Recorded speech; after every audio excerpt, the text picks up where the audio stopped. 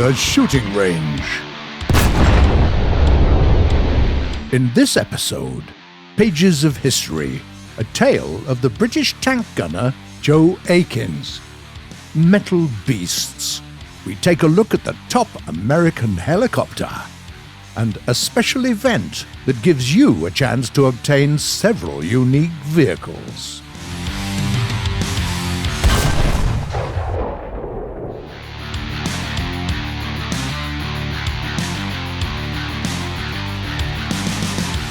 There is a new event in War Thunder called Battlefield Engineer.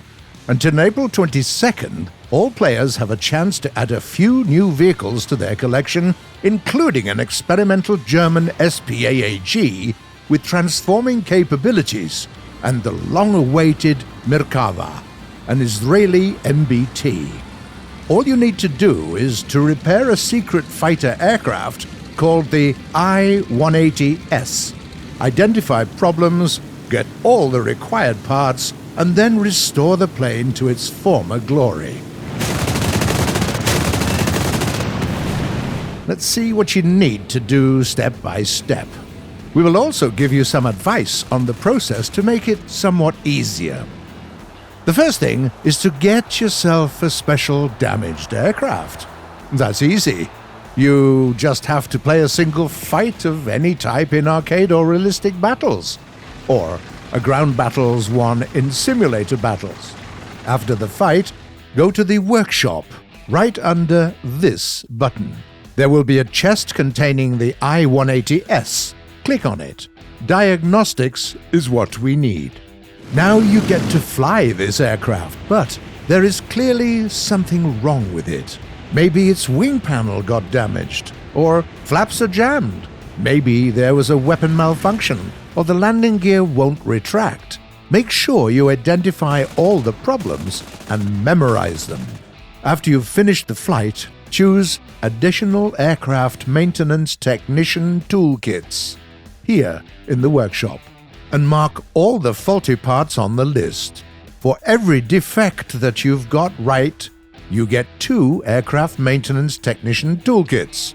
If you manage to identify all 5 defective components at once, you get 10 toolkits right away. The more, the better. You will soon see why. Now it's time to start working on that bird. Select the aircraft once again and choose to disassemble it down. It will take some time. You won't be able to run diagnostics again, but then parts of this fighter will start appearing in your workshop. Now, you have to find out exactly what needs fixing. Click on every part and choose to examine it. Then, disassemble the defective ones and examine its components. That's where you'll need your Aircraft Maintenance Technician Toolkits. If a component is found to be faulty, it will be marked as defective.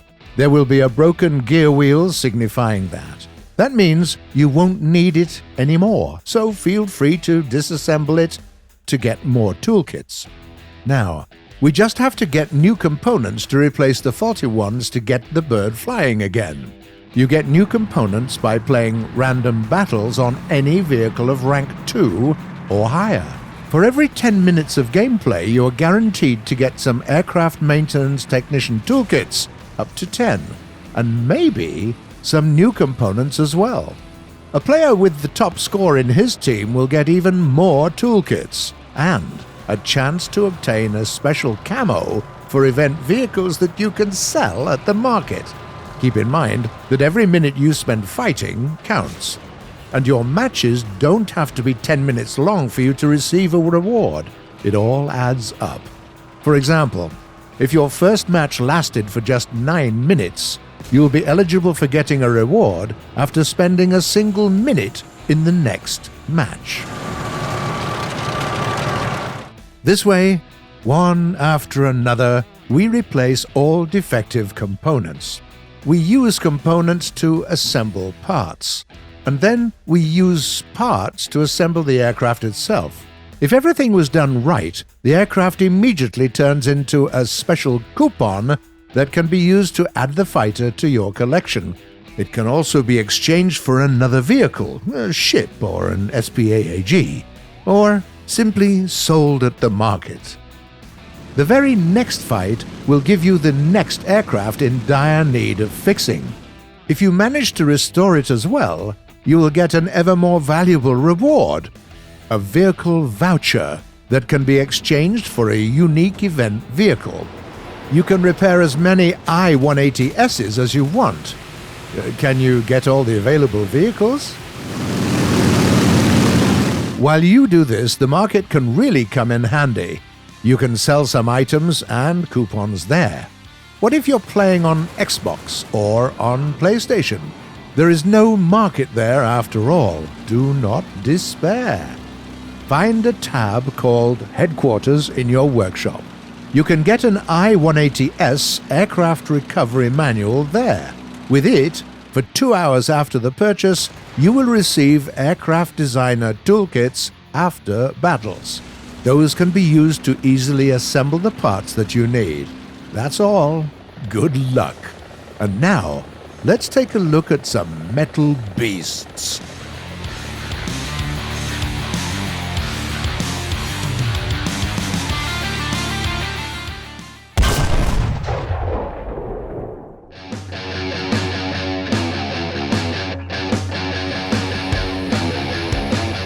Today, we'll talk about the attack helicopter from the very top of the American tech tree. Meet the Bell AH-1Z Viper. At its BR of 10.0, it faces both supersonic jets and the most advanced SPAAGs in the game. Let's discuss its performance first. 2 turboshaft engines equip the Viper with the capability of producing 1,800 horsepower each. Thanks to the copter's relatively small frame, it's able to reach a top speed of around 400 kph, combat loaded of course, and can climb to altitudes of up to 6 kilometers.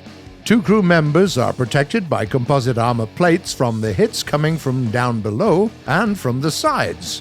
There are also steel plates covering the engines on both sides of the vehicle. The main armament of this rotocraft is a 3-barrel 20mm rotary cannon under the aircraft's nose. And there are way too many external ordnance options to list them all here.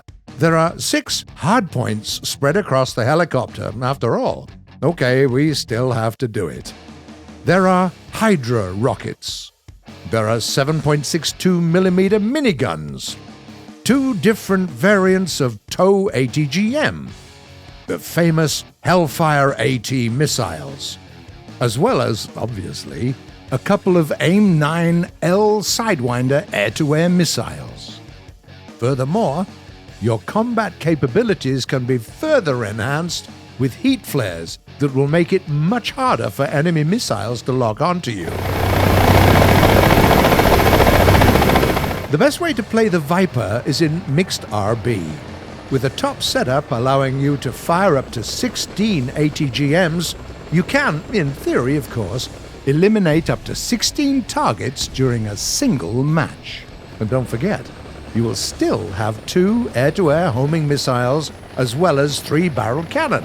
In other words, a timely appearance of a couple of these copters can really turn the tides of a battle in their favor, even when the situation seems hopeless.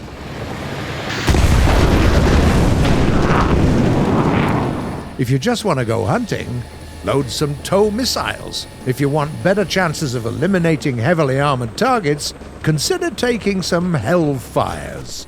They're more difficult to use, especially in short-range engagements, but they will have little difficulty piercing through almost any kind of armor arrangement. Finally, if you want adrenaline for days, go Hydras. 76 unguided rockets will briefly open a portal to hell. A more situational choice is to get additional guns. Miniguns won't cut it when engaging ground targets. Take them only if your primary targets are other helicopters. And don't forget about air-to-air missiles. They're extremely effective against airborne targets at the range of between 1 and 2 kilometers. While in combat, be very wary of enemy SPAAGs, and as a general rule, stay away from the thick of battle. Get rid of targets on the ground with the help of your ATGMs, and be on a constant lookout for airborne threats. A hovering helicopter is a very easy target for enemy aircraft. Try always to be on the move before you launch your ATM, during the launch, and after the launch. Always. Enemies will most likely fire ATGMs at you as well. If you're careful and follow our advice, it will be so much easier for your team to emerge victorious.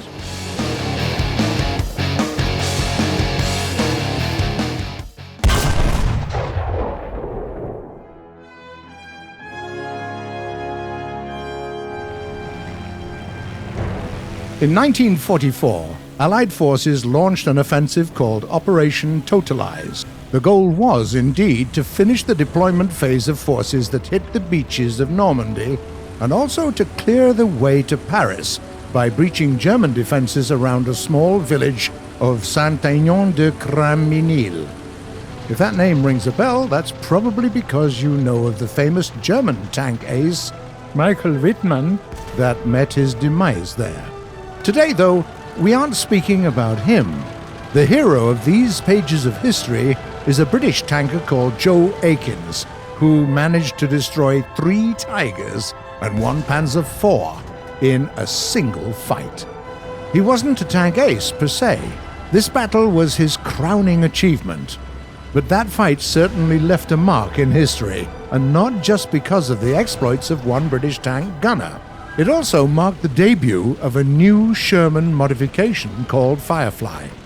These tanks came equipped with a more powerful gun of the same caliber, allowing for higher muzzle velocity. And now Fireflies had to undergo baptism by fire in a fight against German Tigers. In the early morning of August 8, 1944, an Allied force consisting of 3 armor battalions approached the French village. With them, serving as a tank gunner on a brand new Firefly, came our Sergeant Ekins. The forces were soon split. A part of the force engaged the enemy while still approaching the village, while a few tanks set an ambush in a ravine on the southern edge of the forest nearby. Germans were bound to come this way. When they finally made their appearance, it turned out it wasn't a proper attack. Impudent German tankers were fully aware that there were British tanks nearby, but didn't pay them much attention. Those Tigers had fought Germans before, and were pretty sure that they weren't a real threat. The column of tanks simply tried to go straight past the British vehicles. The nerve! Germans just aimed their cannons in the general side of the British armor, as if saying, "Do you feel lucky? Thought so." And the British made a point of not revealing themselves, but not because they were afraid. They simply wanted German tanks to come closer. 5 Fireflies against 7 Tigers. Finally, one of the Germans spotted a target behind the trees. Shots were fired, and the motors roared as the British went to intercept the column. It was over in a mere 12 minutes. 3 Tigers were out, while 4 others were forced to disengage. They were retreating, firing on the move. Their attempt to get behind the Allied lines failed spectacularly, and when the dust and smoke settled, it turned out that all 3 Tigers were brought down by a steady hand of one tank gunner, Joe Ekins. The British forces also suffered some casualties, though. All 3 Fireflies that were still combat-worthy promptly went to help another unit nearby, where the lucky gunner scored yet another elimination. 4 tanks in a single fight. A very impressive feat, ace or not. Later, Joe Ekins found himself reassigned to another tank belonging to the 144th Regiment Royal Armoured Corps, and served as a radio operator until the end of the war. Some British sources also claim that one of the Tigers that Ekins wrecked actually belonged to the legendary German tank commander Michael Wittmann. But whether he really was the one to deliver the killing blow is disputed. After the war, Ekins returned to Rushden, Northamptonshire, worked in a shoe factory, and lived a very long life, leaving us only in 2012. Luckily for his possible opponents, he didn't have to take up arms ever again.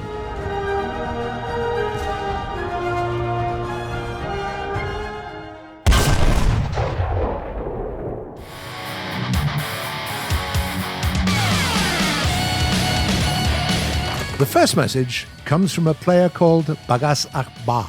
No armor is best armor. What does that mean? Someone tell me, please. Yeah, there is such a saying. It might sound nonsensical, but when your armor is really thin, shells sometimes go right through without detonating, or detonate on their way out, which also limits the amount of damage they can possibly make. So, under certain circumstances, no armor is really the best. Say, Schnitzel asks, will you add the speed of sound? Like when an enemy takes a shot but you hear it a little later? We considered implementing it. It's not that difficult to introduce such a mechanism from the technical standpoint, considering that we already implemented dozens of other rather complex physics-based effects in the game.